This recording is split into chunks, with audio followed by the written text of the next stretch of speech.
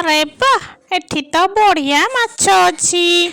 गोटिए जंगल रे चढ़ई दुई भौणी रहुथिले सेमानंकर केही नथिले।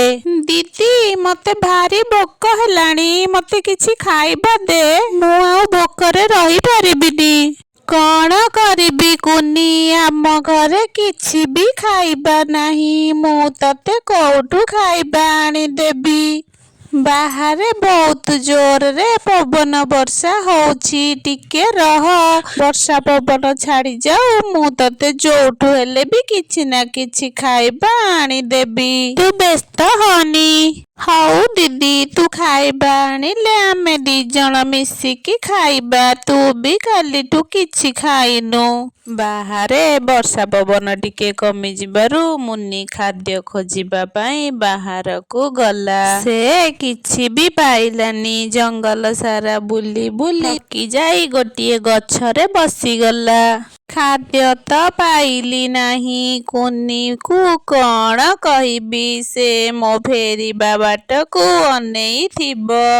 एमिति भाबी मुन्नी घर को फेरिला। दीदी दीदी कौन खाइबा आनिचु दे मते भारी भोक होउची। ना रे कुनी आज भी किछि खाद्य पाइलिनी आज भी हमको उपासरे रहिबाकू पड़िबो।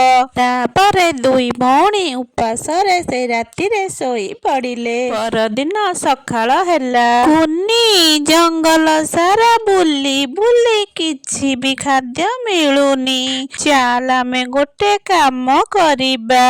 आम बाड़ी पटे पोखरी खोली सेथिरे माछ चाष करिबा ना कौन कहूचु। हाँ दीदी भल कथा आमे माछ बिक्री करी सेथिरु पैसा पाइबा।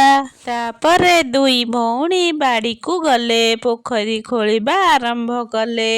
गोटिए दिन रे सेमाने गोटिए पोखरी खोली देले। दीदी पोखरी खोली पानी तो भरी देले एबे माछ कोठु आनिबा आम पाखरे तो जम्मा भी पैसा नाही। मुन्नी आमे काऊ अंकल ठारू पैसा आनिबा सेइथिरे माछ किणी आम पोखरी रे छाड़िबा। हाँ दीदी से तो जंगल रे सबु चढ़ई मानकू टंका धार दियंती आमे भी आनिबा। सेउठु दुई भौणी बाहरिले काऊ पाखकू। अरे पारा तुम टंका ठीक समय रे फेरई दबु नहेले तू मते चिन्हिबु। काऊ भाई मु तम टंका ठीक समय रे फेरई देबी तमे जमारू व्यस्त हुओनी। एथर जाउची डेडी हेई गलानी। काऊ अंकल हमको भी किछि टंका दियो आमे माछ चाष करिबु। तमे माने माछ चाष करिबो। तमे माने माछ चाष करिकी कोन मो टंका फेरई पारिबो। हाँ काऊ अंकल आमे तम टंका ठीक समय रे फेरई दबु। ताहेले ठीक अछि तमे दुई जण नेई जाओ टंका। हेले गोटे कथा मने रख जेमिति मो टंका ठीक समय रे फेरई दबो। तापरे दुई भौणी सेठारु आसिले। धार आनिथिबा टंकारे बजाररु माछ किणिकी आनिले ओ निज पोखरी रे छाड़िले। एमिति किछि दिन बीतीगला। आरे कुनी देख तो हम माछ माने बड़ हेई गलेनी आउ अल्प किछि दिन भितरे आमे सेमानकू बिक्री करिदबा। हाँ दीदी आमे माछ बिक्री करी काऊ अंकल को टंका भी तांकू फेरई दबा। हाँ लो कुनी से जमा भी भल लोक नुहंती। हऊ चाल आमे जिबा। एही परी भाबरे आउरी किछि दिन बीतीगला।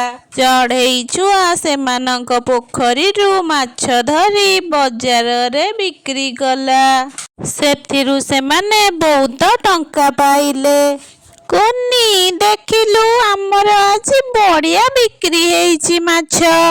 କାଉ ପାଖକୁ ଗଲେ କାଉର ଟଙ୍କା ଫେରେଇବାକୁ। ଆରେ ତମେ ଦି ଜଣ ଏଠିକି କାହିଁକି ଆସିଛ? ତମର କଣ ଆଉ ଟଙ୍କା ଦରକାର? ନାଇଁ କାଉ ଅଙ୍କଲ, ଆମେ ତମର ଟଙ୍କା ଫେରେଇବାକୁ ଆସିଛୁ। ସତରେ ତମେ ମାନେ ମାଛ ବେପାର ଭଲରେ ଭଲରେ କରିପାରିଲ? ହଁ କାଉ ଅଙ୍କଲ, ନିଅ ତମର ସବୁ ଟଙ୍କା ଏଥିରେ ଅଛି। ଆମେ ଏଥର ଆସୁଛୁ। ଚଢ଼େଇ ଛୁଆ ଦୁଇ ଜଣ ସେହି ପୋଖରୀରୁ ମାଛ ବିକ୍ରି କରି ନିଜ ପାଇଁ ଖାଦ୍ୟ, ଘର, ଅନ୍ୟାନ୍ୟ ଆବଶ୍ୟକ ଜିନିଷ ସବୁ କିଣିଲେ। ଧୀରେ ଧୀରେ ସେମାନଙ୍କର ମାଛ ବେପାର ଭଲ ଚାଲିଲା। ଦିନେ ଗୋଟିଏ ଦୁଷ୍ଟ ବିଲେଇର ନଜର ସେଇ ମାଛ ପୋଖରୀ ଉପରେ ପଡ଼ିଲା। ଆରେ ବାଃ, ଏଠି ତ ବଢିଆ ମାଛ ଅଛି। ମୁଁ ବେକାରଟାରେ ଇଆଡେ ସିଆଡେ ବୁଲୁଛି। ଯାହା ହଉ, ମୁଁ ଏଇଠି ରହି ମାଛ ଖାଇବି, ଆଉ କୁଆଡେ ବି ଯିବିନି। ବିଲେଇ ପ୍ରତିଦିନ ପୋଖରୀରୁ ମାଛ ଖାଇଲା। କୁନି, ଦେଖିଲୁ ଆମ ପୋଖରୀରେ ମାଛ ଦିନକୁ ଦିନ କମି ଯାଉଛି। ଦିଦି, ମୁଁ ବି ସେଇଆ ଭାବୁଥିଲି ତତେ କହିବି ବୋଲି। ଆମ ପୋଖରୀରୁ ମାଛ କୁଆଡେ ଯାଉଛି। ହଉ ହଉ, ଚାଲ ଆମେ ଏଥର ଘରକୁ ଯିବା। ଏମାନେ କିଛି ବି ଜାଣିପାରିବେନି ମୁଁ ମୋ ପେଟ ପୁରା ମାଛ ଖାଇବି। ଦିଦି, ଆମକୁ କିଛି ଗୋଟେ କରିବାକୁ ପଡିବ। ଆମ ପୋଖରୀରୁ ମାଛ ଯାଉଛି କୁଆଡେ? ହଁ କୁନି, କାଲି ଆମେ ଜଗିବା, ଦେଖିବା ପ୍ରକୃତରେ ସତ କଣ। ପରଦିନ ସକାଳେ ଦୁଇ ଭଉଣୀ ଦୂରରେ ବସି ପୋଖରୀ ଉପରେ ନଜର ରଖିଲେ। କାଇଁ କେହି କୁଆଡେ ଦେଖା ଯାଉନାହାନ୍ତି। ଯାଉଛି ମାଛ ଦିଟା ଖାଇଦେବି। ହଁ ହଁ, ଦେଖ ଦିଦି, ଗୋଟେ ବିଲେଇ ଆମ ପୋଖରୀ ପାଖରେ କଣ କରୁଛି। ଚାଲ କୁନି, ଆମେ ତା ପାଖକୁ ଯାଇ ତାକୁ ପଚାରିବା। ଆରେ ବିଲେଇ, ତୁ ମାଛ ଚୋରି କରି କାହିଁକି ଖାଉଛୁ? ତମେ ମାନେ କିଏ? ମୁଁ ତ ମାଛ ଖାଉଛି ମୋ ପୋଖରୀରୁ। ଆମ ମାନଙ୍କର କଣ ହେଲା? ଆରେ କୁନି, ଦେଖିଲୁ ଏ ବଦମାସ ବିଲେଇକୁ। ଆମ ପୋଖରୀରୁ ମାଛ ଖାଇ ଆମକୁ ନାଲି ଆଖି ଦେଖଉଛି। ହଁ ଦିଦି, ୟାକୁ ପାନେ ଦବାକୁ ପଡିବ। ଏ ବହୁତ ବଦମାସ। ଦୁଇ ଭଉଣୀ ପାଖରେ ପଡିଥିବା ବାଡି ଆଣି ବିଲେଇକୁ ବାଡେଇଲେ। ମରିଗଲି, ମାରନା, ଆଉ ମତେ ମାରନା। ମୁଁ ଏଠୁ ପଳେଇବି, ତମ ମାଛ ଖାଇବାକୁ ଆଉ କେବେ ଆସିବିନି। ବାପଲୋ। ବିଲେଇ ଭୟରେ ସେଠାରୁ ଦୌଡ଼ି ପଳେଇଲା। ଦୁଇ ଭଉଣୀଙ୍କ ପୋଖରୀରୁ ଆଉ ମାଛ କେହି ବି ଖାଇଲେନି। ସେମାନେ ମାଛ ବିକ୍ରି କରି ଆରାମରେ ରହିଲେ। ମାମା, ମୁଁ ଆଜି ଆଳୁ ପରଟା ଖାଇବି। ତମେ ମତେ ଆଳୁ ପରଟା କରିଦିଅ, ନହେଲେ ମୁଁ କିଛି ବି ଖାଇବି ନାହିଁ। ତମେ ମତେ କିଛି ବି ଆଣିକି ଦଉନ। ଆରେ ପୁଅ ଜଗୁ, ତୁ ଜିଦ୍ଦି କରନି। ଆମ ପାଖରେ ଏତେ ଟଙ୍କା ନାହିଁ କି ମୁଁ ତୋ ପାଇଁ ଆଳୁ ପରଟା କରିପାରିବି। ମାମା, ତମେ ତ ମତେ କହିଥିଲ ଯାହାବି ମୁଁ କହିବି ମତେ ଆଣିକି ଦବ, ହେଲେ କିଛି ବି ଦଉନ। ବାବାରେ, ମୁଁ କଣ କରିବି କହ? ତୁ ତ ଜାଣିଛୁ ବର୍ଷା ଝଡ଼ରେ ଆମ ଦୋକାନଟା ଭାଙ୍ଗିଗଲା।